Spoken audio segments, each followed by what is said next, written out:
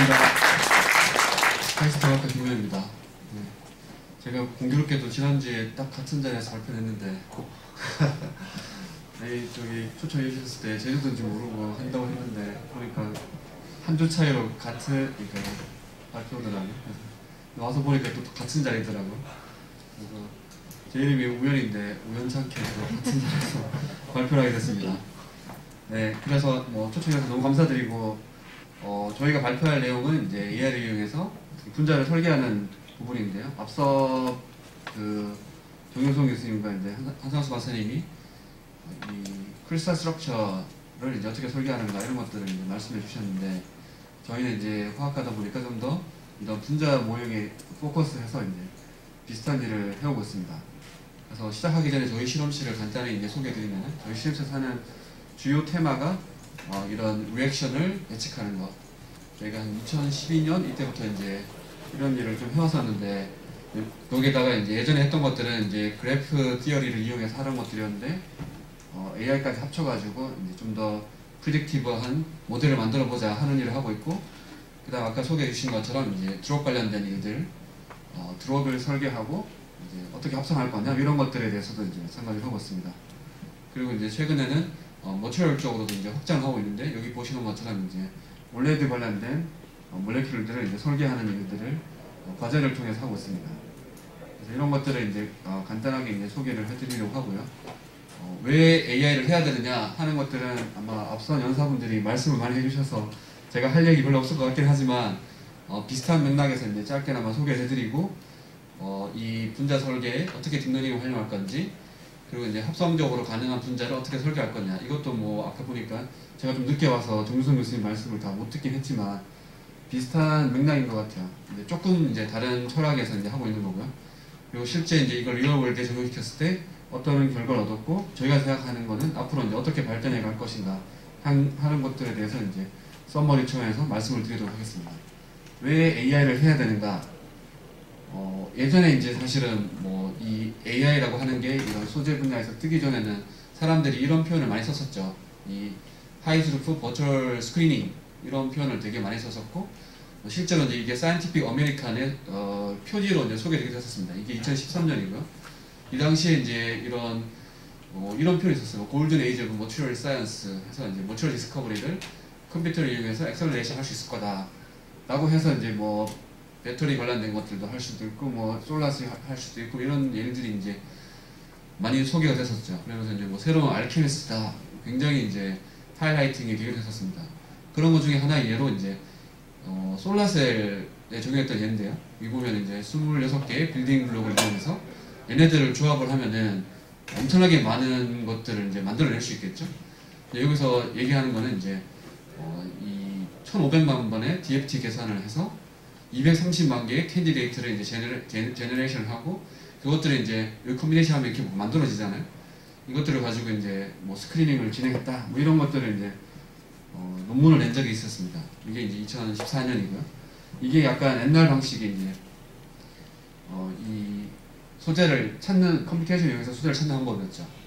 그래서 좀 더 요약하자면은 뭐 인풋으로 이제 이런 분자나 크리스탈 스트럭처가 들어가게 되면은 이런 퀀텀 미케닉스나 혹은 뭐 클래시컬 미케닉스 등등 이제 다양한 컴퓨테이션 방법을 활용해서 얘네들의 우리가 예측하고자 하는 어떤 프로퍼티들을 이제 찾아내는 거죠. 예측을 하고 거기서 이제 내가 원하는 윈도우를 정해놓고 이제 걸러내는 거죠. 이런 것들을 했었고, 뭐 이게 표현하자면 이게 X고 이제 이게 Y라면은 우리가 풀고 싶어하는 거는 이제 Y는 FX라는 예측 모델을 만들고 싶은 거죠. 그래서 인풋을 집어넣고 내가 원하는 Y가 그러니까 이 인풋에 대해서 Y가 뭐냐 하는 걸 찾는 건데 이제 예를 들면 뭐 퀀텀 케미스트리다 이러면 이제 슈링거 방정식을 푸는 형태로 이제 진행될 수 있겠죠. 이게 이제 컨벤셔널 어프로치면은 이걸 조금 더 이제 이 머신러닝 랭귀지를 바꾸면은 똑같이 스트럭처는 이제 여기 X와 Y가 있고 우리가 풀고 싶어하는 건 Y는 FX인데 이 F를 우리가 모른다고 치고 이 F는 모른다. 근데 뭐 단순한 선형 관계는 아닐 거고 뭐 이 논리니아 어떤 함수가 될 텐데 그 논리니아 함수를 찾고 싶은 거죠. 그거를 이제 아마 앞에서는 이렇게 스트럭처 프로퍼티의 릴레이션십이라고 이제 얘기를 한 것 같은데 그 릴레이션십이 뭔지 모르지만 어떤 논리니어 펑션이고 이 논리니어 펑션을 뉴럴 네트워크이라고 하는 걸 통해서 이제 근사를 하고 싶은 거죠. 근사를 하는데 이 근사를 하려면 뉴럴 네트워크 안에 굉장히 우리가 모르는 파라미터들이 많으니까 이 파라미터들을 결정을 하기 위해서 이제 많은 데이터들을 피딩을 해줘야 되는 거죠. 그래서 소위 빅데이터가 필요한 이유도 이제 거기서 나오는 거고요. 여기 뭐 우리가 뭐 단순히 알고 있는 연립 방정식, 뭐 2차 연립 방정식 풀려면은 두 개의 저기 베리어블을 맞추려면 두 개의 데이터가 필요하고 이런 것처럼 보통 이제 뉴럴 네트워크 같은 경우에는 이제 수백만 개의 파라미터가 있으니까 이제 그만큼 많은 숫자는 아니더라도 이제 충분히 많은 양의 데이터를 제공해줘야 된다. 그렇지 않으면은 오버피팅이 되는 거죠. 그래서 이제 아까 이전 연사분이 뭐 오버피팅을 피하기 위해서 피직스 인폼드 뉴럴 네트워크 같은 것들이 이제 활용된다 이런 말씀을 해주셨습니다. 그러면 이렇게 해서 이제 우리가 컨벤셔널하게 하던 계산과 DFT를 이제 뭐 머신러닝을 쓴다라고 했을 때 어떤 차이가 있나? 일단은 이거는 뭐 엄청나게 많은 컴퓨터가 필요하죠. 아까 한상수 박사님이 이제 그런 얘기를 뭐 굉장히 구체적인 숫자를 이제 말씀해 주셨는데 계산적으로 이제 굉장히 비싸다 하는 거고 머신러닝은 그거에 비해서 예를 들면 DFT에 비해서 한 10만 배 정도 빠르다. 엄청나게 빨리 할 수 있죠. 아까 뭐 1년 정도 걸리는 시간을 뭐 1분 만에 할 수 있다. 뭐 이런 말씀을 해주셨는데 이제 그런 것들이 우리가 모델을 잘 만든다면은 뭐 그런 것들이 가능하겠죠. 그래서 아까 제가 2014년 솔라셀 했던 그 그룹 얘기를 말씀드렸는데 그 그룹에서 2016년에 낸 논문입니다. 이 논문에서는 그 같은 그룹에서 이제 또 진보를 시킨 거죠. 우리가 이제 탐색해야 되는 게 밀리언 개다라고 하면 밀리언 개를 다 계산하는 건 힘드니까 우선은 10만 개 정도만 계산합니다. 그래서 얘를 가지고 이제 데이터로 만들어서 그 프로퍼티를 예측하는 모델을 만들고 나머지들을 다 이제 100만 개를 다 이제 예측할 수 있겠죠. 그리고 이제 거기서 이제 줄여서 최종적으로 우리가 실험할 수 있는 숫자만큼 줄인 다음에 합성을 하면 되지 않겠냐 하는 방식으로 해서 이제 올레드 머티리얼을 설계해서 실험해 보니까 원하는 색깔이 나오더라 하는 거를 이제 논문을 발표한 적이 있습니다. 그러니까 그 2014년 논문에서는 완전히 컴퓨테이션 한 거에 비해서 이제 머신러닝이라고 하는 걸 조금 더 집어넣어 가지고 더 임프루브를 하게 됐죠. 근데 이렇게 했을 때 여전히 이제 문제가 있는데 뭐가 문제냐? 이게 머티리얼도 마찬가지일 것 같은데 예를 들면 이제 드럭이라고 하는 걸로 한정 지으면은 사람들이 추정하는 드럭-라이크한 몰레큘들이 한 10의 60승계 정도 된다고 얘기를 해요. 그러니까 아무리 머신러닝이 빨라도 이 정도의 큰 숫자를 다 탐색하는 것은 불가능하잖아요. 그러니까 이 숫자가 이제 우주에 있는 별의 숫자보다 뭐 말도 안 되게 더 많은 경우가 될 텐데요. 그래서 이거를 이제 찾는 게 이제 엄청나게 힘든 거죠. 그럼 지금까지 이제 올게닉 몰레큘에 한정해서 사람들이 여태까지 만들었던 합성했던 거의 개수가 한 10의 8승계 정도 된다고 해요. 그러니까 여전히 우리가 모르는 스페이스가 훨씬 더 많은 거죠. 그래서 단순히 이제 그 스크리닝을 빠르게 하는 것만으로는 한계가 있다 하는 걸 알 수가 있고 좀 더 이제 다른 방식으로 표현을 하면은 우리가 원하는 거는 어떤 하나의 프로퍼티를 만족하는 게 아니라 여러 개의 프로퍼티를 동시에 만족하는 요 스팟을 찾는 거잖아요. 케미컬 스페이스는 한도 없이 큰데 우리가 원하는 프로퍼티를 여러 개를 동시에 다 맞추는 거를 딱 스크리닝 하는 거는 이제 굉장히 어렵다. 멀티 오브젝티브 옵티마이제이션 문제를 풀어야 된다가 되는 거죠. 그래서 이제 이걸 어떻게 해결할 거냐. 아까 그 한상수 박사님 같은 경우에는 그 좋은 디스크립터를 찾아서 그러니까 그 데ን시티 오브 스테이트 같은 좋은 디스크립터를 찾아서 이런 복잡한 문제들을 해결할 수 있다. 혹은 구조나 조성을 부동시켜놓고 할 수 있다 등등 이제 뭔가 컨스트레인트를 걸어놓고 문제를 풀 수도 있겠죠. 그럼 이제 이런 문제들을 해결하기 위해서 어떻게 이제 딥러닝을 활용할 수 있는가 하는 걸로 이제 넘어가 보면은 이것도 이제 앞에서 했던 얘기랑 비슷한데 이 스트럭처 프로퍼티 릴레이션십의 거꾸로죠. 프로퍼티 스트럭처 릴레이션십이니까 이제 이게 인버스가 되는 건데 여기서 여기로 매핑하는 거가 있다면은 우리가 풀고 싶은 건 거꾸로 푸는 거잖아요. 그러면 이제 x는 뭐에 이제 뭐 y에 대한 함수인데 이거는 이제 우리 f를 알고 있으면 f의 인버스 펑션이겠죠. 인버스 펑션인데 얘를 모르니까 당연히 얘도 모르죠. 얘가 복잡한 만큼 얘도 당연히 복잡하겠죠. 근데 이제 이렇게 풀 수 있으면은 우리 뉴럴 네트워크가 충분히 비선형 함수를 잘 표현해서 내가 갖고 있는 데이터로 얘를 풀 수 있으면은 반대에도 이제 못 풀 이유가 없잖아요. 그래서 이제 반대로 매핑을 시키는 겁니다. 내가 원하는 프로퍼티를 정해놓고 거기에 해당하는 구조가 뭔가 이 인버스 펑션을 푸는 거죠. 그리고 그 인버스 펑션의 함수를 뉴럴 네트워크로 이제 똑같이 이제 근사를 하게 되는 겁니다. 이런 과정을 통해서 할 수 있는데 예를 들면 이제 그 쉬운 예로 예를 들면 이제 이렇게 분자라고 하는 거를 뭐 이거는 이제 많이 알려져 있으니까 오토 인코더를 통해서 이렇게 벡터화 시키고 다시 원래의 스트럭처를 복원하는 이런 뭐 트리비얼한 문제를 풀어요. 트리비얼한 문제지만은 얘가 하는 거는 이렇게 만든 벡터로부터 내가 원하는 구조를 얻어낼 수 있다 하는 거니까 어떻게 생각하면 이제 어떤 임의의 디멘전의 벡터 스페이스에다가 얘를 이제 매핑하는 효과가 주는 거죠. 매핑을 혹은 리프레젠테이션 한다, 인베딩을 한다 이렇게 표현하는데 매핑을 할 수가 있습니다. 그럼 이렇게 얻어진 벡터를 가지고 이제 재밌는 것들을 할 수 있는데 예를 들면은 얘로 얻어진 벡터가 있고 얘로 얻어진 벡터가 있으면 이 두 개 벡터를 이렇게 리니어 컨비네이션해서 합쳐요. 새로운 벡터 만들어지잖아요. 이 벡터를 가지고 디코딩을 하게 되면은 얘도 아니고 얘도 아닌 이 두 개가 뭔가 섞여 있는 새로운 분자를 만들 수가 있잖아요. 마찬가지로 이제 다르게 비율을 섞을 수도 있겠죠. 그래서 이제 이런 뭐 벡터 스페이스에서 우리가 뭐 어떤 엘지브라를 할 수 있는 거죠. 이 뭐 그 크리스탈 스트럭처나 이제 분자 스페이스에서 이게 직관적으로 하기가 힘든데 이런 식으로 이제 컨티뉴어스하게 매핑을 할 수 있다 하는 게 이제 좀 재밌는 우리가 이제 얻을 수 있는 결과 중에 하나고요. 그래서 이제 이런 철학을 가지고 뭐 2018년께에 굉장히 많은 논문들이 나왔었습니다. 이게 쭉 다 그냥 리스트업을 했는데 뭐 오토 인코더를 활용한 것들, 랭귀지 모델을 활용한 것들, 강화학습을 활용한 예도 있었고, GNN을 쓴 것도 있었고, 뭐 많은 논문들이 있었습니다. 저희도 이제 그때쯤 했을 때 2018년에 비슷하게 이제 논문을 쓴 적이 있었는데, 베리에이션 오토 인코더에다가 우리가 원하는 프로퍼티를 컨트롤하는 형태로 컨디셔널 베리에이션 오토 인코더를 이제 이 몰레큘을 디자인하는데 이제 처음으로 활용을 한 적이 있었고, 시간 관계상 이제 이거의 결과는 이제 소개를 해드리지 않겠습니다. 그리고 이제 이듬해에 이걸 조금 더 임프루브해서 이제 이 겐과 VA를 약간 합친 것 같은 모델을 만든 적이 있었습니다. 그러니까 그 겐 제가 이제 설명을 자세히 드리지 못했는데 여기까지가 이제 VA 프로퍼티를 예측하는 VA라고 하면은 여기다 이거 하나 더 붙여요. 뭘 하냐면은 그 VA의 단점 중에 하나가 이제 여기 레이턴트 스페이스를 가우시안 형태로 우리가 가정을 하게 되는데 어썸션을 하게 돼요. 그 어썸션 때문에 생기는 성능의 저하가 또 생기는데 그 성능의 저하를 보완하기 위해서 겐을 쓰는 겁니다. 그래서 실제의 분자 구조를 가지고 인베딩한 벡터와 우리가 랜덤 시드로부터 만든 벡터 두 개 사이를 애드버서럴하게 트레이닝 시키는 거죠. 그래서 내가 랜덤 시드로부터 만든 이 벡터가 실제 분자의 벡터와 구분이 가지 않게끔 만들어내는 거죠. 그러면 이제 우리가 굳이 레이턴트 벡터를 가우시안이라고 가정할 필요 없이 그냥 랜덤 시드로부터 만들어내면 되는 거죠. 갱에서 만들어내는 거죠.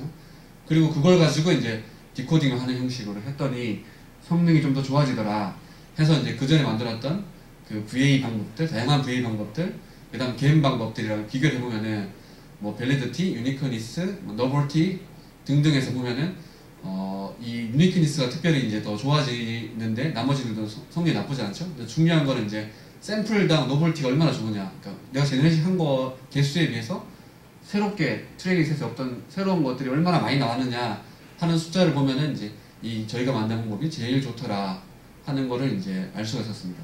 그리고 이 전체적인 숫자는 데이터만 늘릴 수 있으면 이제 당연히 이제 똑같이 올라가고요. 그리고 이제 프로퍼티 컨트롤이 가능하다. 여기 이제 이건 드럭을 개발할 때 필요한 여러 가지 프로퍼티들인데 내가 원하는 숫자를 주고서 거기에 해당하는 분자들을 제너레이션해서 실제 계산해 보니까 정말로 내가 원하는 목표 근처에 이렇게 잘 만들어지더라. 이런 일들을 이제 해왔었습니다. 여기까지가 이제 저희가 이제 19년까지 이제 했던 일들이고요. 근데 이렇게 하고 나면은 그 다음 문제가 아마 동영성 교수님 비슷한 얘기 하셨을 것 같은데 합성할 수 있냐 이런 문제가 나오는 거죠. 실제로 합성할 수 있냐. 좋다. 근데 합성을 못하면은 어차피 이제 소용없고 그 합성하는 거는 AI가 하는 게 아니라 사람이 하는 거잖아요. 그래서 사람이 나 이거 합성 못해요 이러면 이제 쓸모없는 일이 되는 거죠. 그래서 이제 합성 가능한 분자를 설계해보자. 그러니까 설계해놓고 합성 가능한지 보자가 아니라 처음부터 그냥 합성 가능한 거 만들어보자 하는 게 이제 저희의 목표였고, 그래서 이제 지금 차례대로 이제 두 개의 논문을 이제 쓴 바가 있습니다. 그래서 예를 들면 이 기본적인 철학은 이런 겁니다.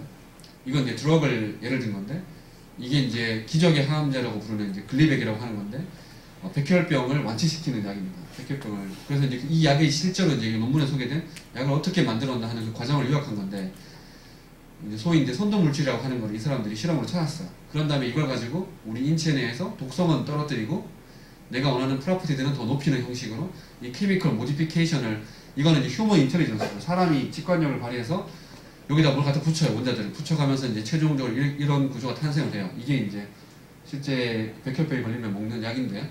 그래서 이제 이렇게 스캐폴드를 찾고 이 스캐폴드를 모디피케이션 해가면서 차지하는 겁니다. 이런 과정을 거쳐가는데 우리 이거랑 유사하게 한번 만들어보자 AI를 해서 이제 했던 게 이렇게 이제 스캐폴드가 있으면은 이 AI가 복잡하게 생긴 이 AI가 얘가 하는 거는 결과적으로 이제 그래프를 이제 생성하는 건데 어떻게 생성하냐면은 처음에 이제 주기율표에서 원자를 선택해요. 어떤 원자를 붙일까? 그리고 이제 이 원자를 내가 싱글 본드로 할까, 더블 본드로 할까, 트리플 본드로 할까를 결정을 해요. 그런 다음에 그걸 어디다 붙일 건지를 결정을 하고 이걸 이제 내가 원하는 그 위치에 도달했으면, 내가 원하는 프로퍼티에 도달했으면 터미네이션 하고, 그렇지 않으면은 이 과정을 계속 반복하는 거예요. 그래서 원자를 붙이고 해서 이제 만들어 가는데, 이렇게 하니까 좋은 점은 원래의 요 스캐폴드의 장점을 그대로 가져가고 있고, 얘가 이미 만들어져 있는 물질이라면은 여기서 조금 더 모디피케이션 하는 건 좀 더 잘 만들어지겠지 하는 철학을 했었습니다. 요게 이제 저희가 2020년에 발표했던 논문이고, 근데 이것 가지고는 이제 성에 차지 않으니까 좀 더 이제 이 합성하는 것마저도 좀 더 이 붙이는 것마저도 케미스트처럼 해보자 해서 했던 게 이제 그 다음 모델인데요. 원자를 붙이지 말고, 어차피 우리가 붙이는 건 원자를 붙이는 게 아니라 우리가 시약사항에서 전화하면 갖다 주는 거 있잖아요. 카탈로그 있는 케미컬들, 소위 그 빌딩 블록을 가지고 붙이는 거잖아요. 그러니까 원자를 붙이는 게 아니라 그냥 빌딩 블록을 갖다 붙이자. 근데 아무렇게나 붙이는 게 아니라 내가 알고 있는 반응 템플레이트에 맞춰가지고 붙이자. 그러면 얘는 최소한 반응, 내가 구매할 수 있는 빌딩 블록이 있고 그 템플레이트 안에서 설계되는 거니까 실험하는 사람들이 보면 훨씬 더 직관적으로 얘는 합성할 수 있겠다 없겠다 하는 걸 판별할 수가 있잖아요. 그래서 그 전반적인 아이디어는 거의 같은데 이제 과정이 이제 아까 빌딩 블록을 이용한다는 거고, 이렇게 되면 이제 문제가 되는 게 이제 어떻게 빌딩 블록을 만들어낼 거냐, 그리고 반응 템플레이트를 만들어낼 거냐, 그러니까 결국은 데이터를 어떻게 만들어낼 거냐 하는 건데, 그래서 저희가 썼던 방법은 이제 예를 들면은 여기 적혀 있는 것처럼 이제 그 역합성, 그러니까 레트로신테티컬리 가능한 그 분자를 쪼개는 방식, 소위 이제 이 브릭스 디컴포지션이라고 하는 방법을 저희가 이제 활용했습니다. 그래서 이렇게 분자가 있으면은 어떤 알고리즘에 의해서 반응 템플레이트에 따라서 얘네들은 이 자리를 끊을 수 있어요. 딱딱 끊어줘 이렇게. 또 얘를 끊을 수 있어요. 이렇게 조각을 해주거든요. 그런 다음에 다시 또 이제 얘가 뭔가 우리가 구매할 수 있는 어떤 형태로 이제 여기 모디피케이션 해서 이 중에서 뭘 붙이면은 이거는 우리가 시각상에서 구할 수 있습니다. 이런 식으로 이제 알고리즘적으로 분자를 쪼개주거든요. 그러면 이미 합성되어 있는 분자를 가지고 이렇게 알고리즘을 쪼개요. 그러면 얘네들이 이제 빌딩 블록을 나오고 얘가 구매할 수 있는지 없는지를 우리가 다 레이블링을 할 수 있잖아요. 그럼 그런 걸 가지고 이제 거꾸로 이제 얘가 학습하는 건 거꾸로 얘를 만들어내는 겁니다. 이런 빌딩 블록 조각을 저희가 한 58만 개를 쪼개서 한 7만 개를 얻었어요. 7만 개의 빌딩 블록을 가지고 이제 이 분자를 찾는 걸 하는 거죠. 내가 랜덤하게 샘플링해서 얘를 만들 수 있는지를 계속 하는 거, 트레이닝 하는 거죠. 얘는 내가 정답을 알고 있으니까. 그래서 이제 이 과정을 반복해서 이제 분자를 설계하는 걸 만들었고요. 이제 그렇게 하면 이제 이게 로그 P, 내가 로그 P 2를 가지는 걸 만들어라. 그러면 이제 그렇게 만든 걸 가지고 계산해보면 이제 여기 이 주변에 분포가 되는 걸 아실 수 있죠. 여기 검정색 진한 선이 트레이닝 셋의 데이터 분포인데, 심지어 이제 데이터 밖에 있는 거, 로그 P가 6인 거 만들어봐라. 얘는 6을 본 적이 없어요. 6이라고 하는 걸 본 적이 없는데 얘는 6을 만들어내요. 어떻게 이걸 만들어내요? 그러니까 신기하기도 한데, 예를 들면 이제 몰레큘러 웨이트도 이 분포는 여기인데 몰레큘러 웨이트 200인 걸 본 적이 없는데 만들어내고, TPSA도 이게 out of distribution의 포인트를 만들어내죠. 그리고 동시에 이 세 가지 프로퍼티들을 혹은 두 가지를 동시에 만족하는 거죠. 요 포인트 주변을 만들어라 하면 요 주변에 이제 포커스해서 만들어집니다.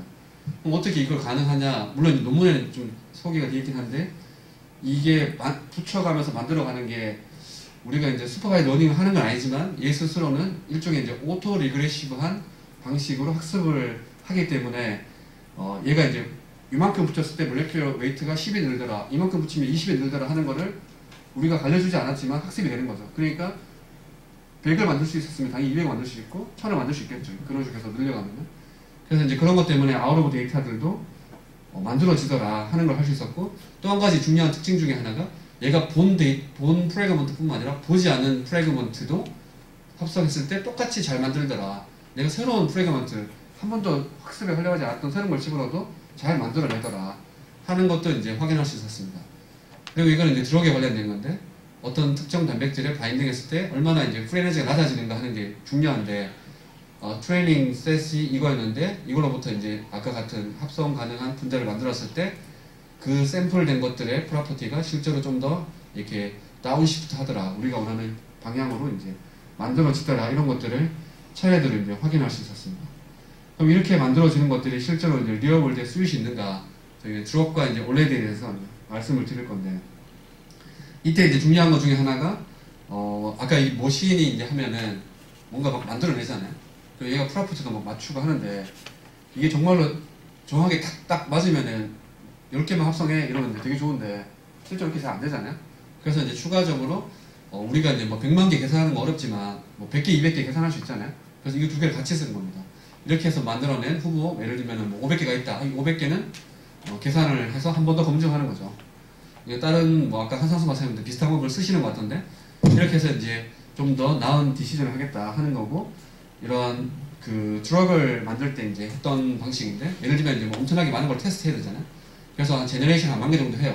10,000개의 캔디데이트를 만들고, 그래서 이제 만든 거에서 이제 필터링을 해요. 필터링인데 계산 방법 한 가지만 쓸 이유도 없죠. 이제 제일 이제 비싼 계산이 여기서는 이제 몰레큘러 다이내믹스인데, 몰레큘러 다이내믹스는 GPU 한 개당 시리얼 계산하면 이제 그 컴파운드 한 개 계산하는데 보통 2, 3일 걸리거든요. 그 정도 걸리는 건데, 그거를 이제 그 아마존 클라우드에다가 다 저희가 플랫폼화 시켜가지고 이 1년의 계산들을 다 자동으로 쭉 수행을 하게 만들었어요. 계산이 끝나면 새로운 아웃풋을 만들어서 다음 계산되고 계산되고 이렇게 해서 이제 처음에 이제 인풋을 집어넣으면 이제 엔드 투 엔드로 마지막에 결과가 나오는 거죠. 최종 결과는 MD 결과가 나오는 거고요. 저희가 이제 예전에 LG화학이랑 같이 했던 사례인데, 이거는 이제 제가 마지막에 보여드렸던 그 프래그먼트를 가지고 한 건 아니고 그 전에 애톰 단위로 붙이는 걸 가지고 한 겁니다. 그걸 했을 때 이제 LG화학이 이제 뭐 개발하고 있던 그 약물 타겟 단백질이 있었고, 그 단백질에 맞는 컴파운드를 이제 LG화학의 연구원들이 만들어 놓은 스캐폴드에다가 이렇게 막 이 소위 유도체라고 부르는데, 유도체를 만들었어요. 한 200개 정도를 이제 전달해 드렸고, 그 LG화학에서 합성하는 분들이 이제 그 중에 한 40개를 합성한 거예요. 합성해서 실험을 해보니까 그 중에 한 15개 정도가 이 LG화학이 원하는 정도의 어떤 프로퍼티들을 만족했다. 근데 LG화학이 저희랑 같이 하기 전에는 1년 동안 2개 정도밖에 찾지 못했어요. 그러니까 훨씬 더 효율적으로 이제 이런 것들을 수행할 수 있더라 하는 것들을 이제 알 수 있었고, 비슷하게 저희가 이제 보령제약이랑도 한 예가 있는데, 보령제약이 이거 좀 약간 화공학회니까 좀 익숙하시지 않을 것 같긴 한데, 보령제약이 원했던 거는 이 타겟 두 개 단백질들이 서로 비슷하거든요. 그래서 선택성이 되게 중요한데, 얘는 잘 붙지만 이 스코어가 높을수록 잘 붙는 거예요. 얘는 잘 붙지만 얘랑 비슷한 다른 단백질은 잘 안 붙는 걸 만들고 싶었던 거죠. 그러니까 선택성 있는 분자를 설계하고 싶었던 건데, 근데 이제 이게 보령이 이미 가지고 있는 스캐폴드였고, 이 사람들은 이거를 좀 더 떨어뜨리고 싶었던 거야. 그래서 저희가 이제 설계한 거를 가지고 보령이 그 중에 이제 한 개를 선택해서 실험을 해보니까 정말로 이제 얘가 이렇게 선택적으로 떨어지더라. 이런 것들을 이제 확인할 수 있었습니다. 그래서 이게 실험으로도 되긴 하는구나. 100%다 되는 거 아니지만 이제 되는구나 하는 거를 이제 알 수 있었고요. 그리고 이제 올레드 쪽으로 최근에 이제 과제를 하면서 이제 하고 있는데, 그래서 이제 마찬가지로 이제 올레드를 통해서 아까 그 생성 모델 해서 이제 분자를 설계하는 거죠. 저희는 이제 그 퓨어 올게닉, 그러니까 메탈이 보통 이리듐을 많이 쓰는데 이리듐 들어있는 게 아니라 올게닉으로 된 올레드 머티리얼을 설계하는 거고, 그걸 이제 소위 TADF 몰레큘이라고 부르는데, 이 TADF 몰레큘의 중요한 성질 중에 하나가 물론 첫 번째 중요한 건 이제 색깔, 내가 뭐 블루다 그러면 블루에 맞는 색을 주느냐 하는 게 중요할 거고, 그 다음에 이게 thermally activated라고 하는데, thermal activation이 되기 위해서 싱글릿, 트리플릿 이 트랜지션이 잘 돼야 되니까 에너지 비가 낮아야 돼요, 갭이. 그래서 이 갭이 작은 게 중요해요. 이게 이제 중요한 조건이고, 이거 말고도 많이 있긴 하지만, 그래서 이제 이게 실제 디바이스를 만드는 과정에서 승화 온도를 사용했을 때 몰레큘러 웨이트는 얼마나 돼야 되고, 얘네들은 보통 경험적으로 들어가면 안 좋더라. 그 다음 오실레이터 스트렝스는 이제 빛을 쬐었을 때 인텐시티가 어느 이상 나와야 된다는 거고, 밴더 얼라이먼트는 이 올레드 구조상 이 일렉트론을 집어넣고 홀을 집어넣었을 때 얘네들 받을 수 있어야 되잖아요. 그래서 그 어떤 윈도우 안에 들어가야 돼요. 그래서 밴더 얼라이먼트는 이런 조건을 만족해야 된다. 그리고 마지막으로 이게 합성이 가능한가 등등 이런 6가지를 이제 처음에 이제 생성을 해서 이 6가지 조건으로 걸러내는 거죠. 쭉 걸러내요. 그래서 이제 스크리닝을 해서 최종적으로 이제 후보물을 찾아내는 겁니다. 그래서 저희가 이제 이 일을 한 작년부터 했었는데 처음에 좀 쉬운 대로 이미 잘 알려져 있는 도너와 억셉터 9개와 11개를 가지고 얘네들을 가지고 이제 만들어요. 그래서 한 550개 정도를 만들어서 스크리닝을 했어요. 스크리닝해서 최종적으로 이제 사이파인더까지 다 해서 이제 25개를 얻었고, 이게 저희랑 같이 이제 협력하는 그 중소기업에서 이걸 보면서 이제 10개 합성하겠다 해서 이제 합성을 했었습니다. 그 중에 이제 몇 개를 보여드리면 저희 이제 블루를 타겟했던 거였고, 이렇게 생긴 분자들 같은 경우에는 이제 뭐 여러 가지 조건들이 있는데, 그 반치폭, 이제 이게 폭이 얇아야지 색깔이 진하게 나오는 거죠. 폭이 넓으면 이제 색깔이 흐릿몽탕하게 나오는 거고. 그래서 이제 소위 반치폭이라고 하는 건데, 반치폭은 잘 맞는데 좀 더 장파장화를 시켜야지 블루가 되겠다. 약간 어긋나는 거죠. 그렇지만 자기들끼리는 어느 정도 이제 일관성 있게 나오더라 하는 거였고, 또 이렇게 생긴 거 같은 경우에는 파장은 잘 맞아요. 파장은 딱 원하는 블루 색깔이 잘 나오는데 반치폭이 좀 넓더라. 그래서 이걸 어떻게 이제 좀 줄일 거냐 하는 것들이 이제 남은 숙제가 됐습니다. 그리고 지금은 이제 올해 중에 이제 실험해 보려고 하는 거는 아까 말씀드린 이 빌딩 블록들이 다 이미 TADF로 쓰는 몰레큘들을 쪼개서 만든 건데, 그렇게 하지 말고 TADF에 쓰지 않았던 새로운 빌딩 블록으로 한번 만들어 보자. 그렇게 해서 과연 여태까지 사람들이 전혀 보고하지 않았던 형태의 TADF를 AI가 찾을 수 있는가 하는 거를 이제 현재 진행 중에 있습니다. 그래서 나중에 뭐 다시 소개해 드리겠으면 소개해 드리도록 하겠습니다. 그러면 이제 앞으로 우리가 어떤 일을 할 거냐. 지금 이제 하고 있는 거를 이제 간단히 소개해 드리면, 여기 이제 뭐 드럭에 관련해서는 여기 보시는 것처럼 이제 결국 이 드럭이라고 하는 게 어떤 병의 원인이 되는 타겟 단백질이 있고, 그 타겟 단백질에서 이 바인딩 사이트라고 하는 부분이 있어요. 이게 펑션 하는 어떤 그 자리가 있는데, 이 자리에 이 멜 펑션을 하는 걸 막기 위해서 어떤 분자를 집어넣어서 기능을 못하게 만들어 버리는 거죠. 그럼 이 바인딩 사이트에 맞는 분자를 설계하는 게 중요한 건데, 그래서 이제 약을 만든다는 입장에서는 저희가 이제 지금 여기 보시는 것처럼 실제로 저희가 만든 생성 모델로 분자를 설계하는 겁니다. 이 자동으로 설계하는 거를 이제 무비처럼 보여드리는 거죠. 다시 갔다 와야 되나? 그래서 보면 이제 이렇게 이제 하나씩 원자를 붙여가면서 설계하는 건데, 이때 사용했던 게 이제 예를 들면 요 인풋 3005조를 집어넣을 때 내가 이제 이렇게 집어넣을 수도 있고, 이렇게 집어넣을 수도 있고, 이렇게 집어넣을 수도 있고, XYZ 코드에 치면은 이 트랜슬레이션도 마음대로 되잖아요. 어떻게 하는 거는 얘는 똑같은 시스템이잖아요. 근데 예를 들면 간단한 CNN 이런 거 섞어버리면은 내가 어떻게 인풋을 만드냐에 따라서 막 다르게 숫자가 인식이 되니까 그 시메트리를 제대로 반영을 못해요. 그래서 그거를 소위 이제 그 스페셜 뭐 유클리디안 그룹 트랜스포메이션이라고 부르는데, 그런 수학적인 성질을 만족하는 뉴럴 네트워크를 활용하는 거죠. 이건 저희가 만든 건 아니고 2020년 이제 뉴입스에 발표된 이퀴베리언트 뉴럴 네트워크라고 하는 걸 활용한 건데, 그걸 활용해서 저희가 이제 생성 모델을 만든 겁니다. 그럼 이렇게 주변에 원자들이 있으면은 그 다음 원자는 요의 거리 분포를 봤을 때 어디에 무슨 원자가 들었으면 좋겠다 하는 거를 이제 찾아내는 거죠. 이렇게 하면 좋은 게 데이터가 부족할 때, 그리고 이제 3차원 구조가 바로 나온다는 거, 그리고 이제 이 단백질의 한정에서는 단백질의 구조가 조금 다른 것들을 처음부터 구조를 보고 하기 때문에 이제 셀렉티버티가 자동으로 반영된다는 거, 그리고 이 분자의 스테레오 아이소머들을 알아서 만들어준다는 거 등등 이제 다양한 장점들이 있습니다. 이런 것들을 가지고 이제 실제로 예를 들면 스캐폴드 임의의 스캐폴드를 만들어요. 그때 얘의 바인딩 프리 에너지는 얘가 낮을수록 좋은 건데 이 값이었어요. 이 값으로부터 이제 만들어낸 분자들을 해보면은 전부 다 이제 네거티브한 방향으로 가죠. 저희가 랜덤으로 만들었으면은 이 가우시안 분포를 가지겠죠, 이 주변에. 근데 이게 한쪽 방향으로 이제 쭉 내려간다는 걸 보실 수 있습니다. 대부분의 아무 이게 단백질 종류인데, 단백질 종류를 뭘 하든 간에 다 비슷한 식으로 만들어진다는 걸 보실 수가 있고, 예를 들면 EGFR, 이제 폐암의 원인이 되는 EGFR인데, 이 EGFR이 약물을 만들어도 이 EGFR의 이 바인딩 사이트에 돌연변이가 많이 일어나요. 이 돌연변이, 이건 두 개의 아미노시드가 이제 돌연변이 일어난 걸 얘기하는 건데, 이렇게 돌연변이 일어나면은 소위 이제 약물 내성이 생겼다 해서 더 이상 약이 듣지 않는 거죠. 이런 것들이 이제 흔히 일어나는데, 이렇게 변화된 단백질에 대해서 선택적으로 잘 붙는 것도, 이거는 약간 저희가 이제 진행 중에 있는 거다 보니까 아주 좋은 예는 아니긴 하지만 이렇게 그 조금씩 이제 에너지가 낮아지는 것들을 만들어 주긴 하더라 하는 것들을 이제 알 수 있었습니다.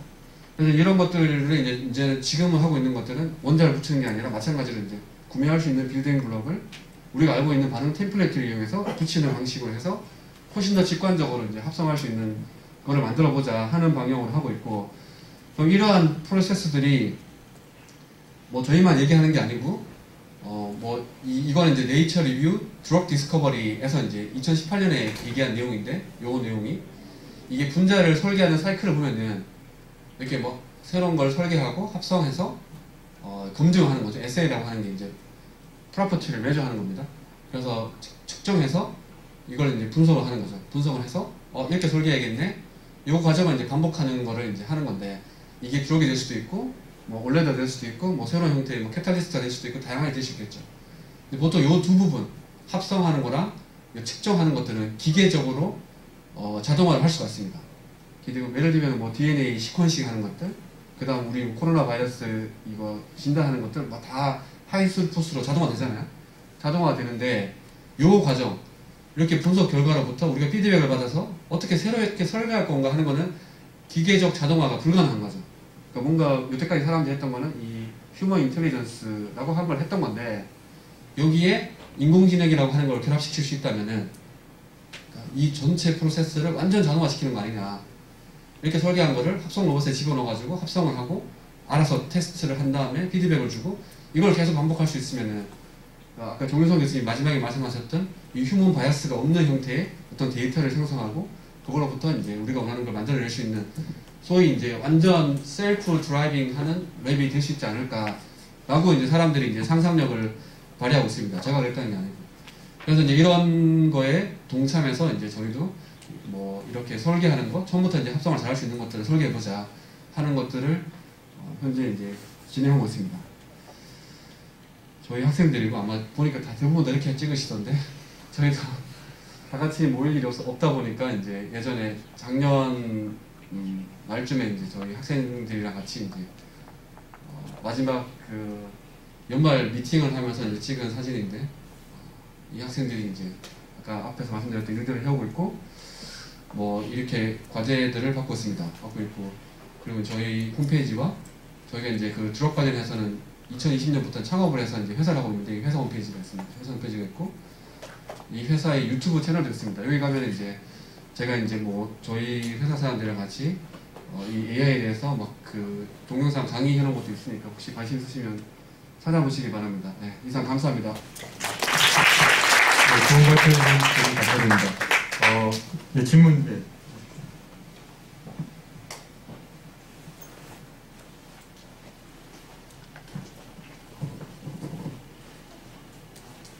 교수님 좋은 발표 감사드립니다. 그 새로운 분자를 생성할 때 그 아톰을 붙이거나 아니면 어떤 프래그먼트를 붙이는 방식으로 진행을 해주셨는데요. 아마 강화학습을 사용하셨을 것 같은데, 근데 항상 붙이기만 하면 나쁜 방향으로 빠질 가능성도 있을 것 같은데요. 딜리션 스텝을 넣으셨는지 궁금합니다. 네, 좋은 질문 감사합니다. 저희가 이거 한 거는 강화학습을 쓰지 않았고요.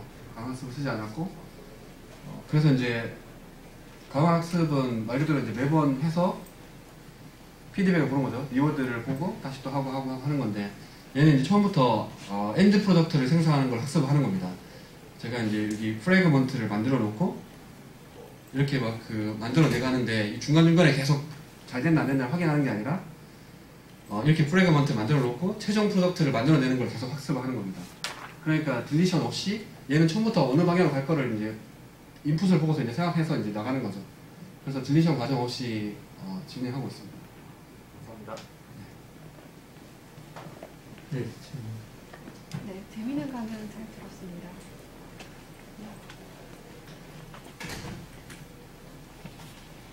재미있는 강연 잘 들었습니다. 저도 아까 3D 그 프로테인 3D 스트럭처의 지금 드럭 디자인을 하시는 부분에서 질문이 하나 있는데요. 네. 이게 실질적으로 이게 프로테인의 3D 스트럭처는 생체 내에서는 그렇게 리지드하지 않고 이게 다양한 인터랙션을 하고 있거든요. 그러면 맞습니다. 우리가 저기다가 프래그먼트를 우리가 하나씩 추가를 해 나갈 때는 이 스트럭처가 약간 변형이 일어날 수가 있을 거라고 예상이 됩니다. 여러 가지 인터랙션을 하면서 만들어갈 수 있는 인터랙션, 헤드런스 원딩도 할 수 있고 여러 가지로 하면서 자체가 약간이 비틀어지거나 어떤 3D 스트럭처가 변형이 일어날 수 있는데 그것까지도 감안을 하셨는지. 네, 너무 테크니컬한 질문을 잘 해주신 것 같은데 사실 이런 방법의 한계점이죠. 그러니까 리지드한 구조에서 이게 다 이제 엑스레이 구조를 불러와서 하는 거고 혹은 뭐 알파폴드 2가 예측한 구조 이런 것들이 다 리지드한 구조잖아요. 그래서 리지드한 구조 템플레이트를 가지고 지금은 하고 있는 겁니다. 하고 있는 거고 말씀하신 것들을 이제 조금이라도 보완을 하기 위해서 하는 것 중에 하나가 이렇게 만들어진 걸 그대로 쓰는 건 아니고 말씀드린 것처럼 이제 저희가 원래 이제 그 계산을 하는 실험실이다 보니까 그 MD 계산을 해요. 나중에 이제 이 부분에서 제가 자세하게 설명을 드리지 않았지만은 이렇게 이제 만들어진 거를 도킹이나 딥러닝으로 또 이제 인터랙션 예측할 수 있거든요. 그런 것들을 다 수행하고 나중에 이제 몰레큘러 다이내믹스를 하거든요. 그러니까 몰레큘러 다이내믹스 할 때는 이제 물을 다 집어넣고 실제 단백질의 다이내믹스까지 집어넣는 거죠. 그러니까 그 나중에 이제 포스트 프로세싱으로 말씀하셨던 것들이 어느 정도 반영이 돼서 최종 결과물은 그 인터랙션이 고려되는 거죠.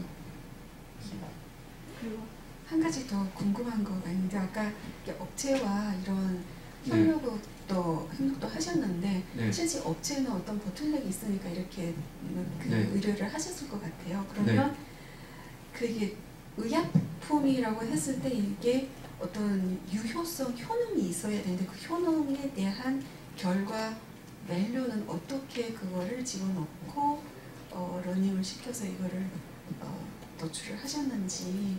네. 네. 네, 그게 이제 뭐 약을 만들 때 고려해야 되는 게 뭐 엄청 많잖아요. 네. 그 소위 TPP라고 하는 엄청나게 많은 프로파일을 다 만족해야 되는데 그것들을 다 한꺼번에 하는 건 당연히 아니고요. 우선 포커스를 하는 거는 이제 합성할 수 있으면서 일단 바인딩 어퍼니티가 얼마나 크냐. 소위 이제 그 포텐시를 보는 거죠. 포텐시를 높여놓고 나서 그 다음에 이제 이게 솔러빌리티가 얼마나 좋으냐, 퍼메빌리티가 얼마나 좋으냐, 톡식하냐 안 하냐 이런 식으로 이제 나아가게 되는데 그래서 여기서 보여드렸던 얘는 그 포텐시를 보여주는 건데 포텐시 얼마나 강하게 붙느냐 하는 거고 그거에 보여주는 수치가 이제 여기 IC50라고 하는 건데 그러니까 그 단백질의 이 펑션을 50%만큼 이니비션 하는데 얼마나 많은 농도가 필요하냐 하는 거고 이게 낮을수록 적게 된다는 거잖아요. 더 효과가 좋다는 거잖아요. 그래서 그 값을 기준으로 사실 한 겁니다. 그렇게 하고 이제 솔러빌리티나 이런 쪽으로 넘어가는 거죠. 그래서 여기서 LG가 같이 했던 예는 이제 이 포텐시와 솔러빌리티를 고려해서 하는 걸 했었습니다. 네, 감사합니다. 네, 감사합니다. 네, 저희 마지막으로 질문 하나만 더 하겠습니다. 질문 혹시 있으세요?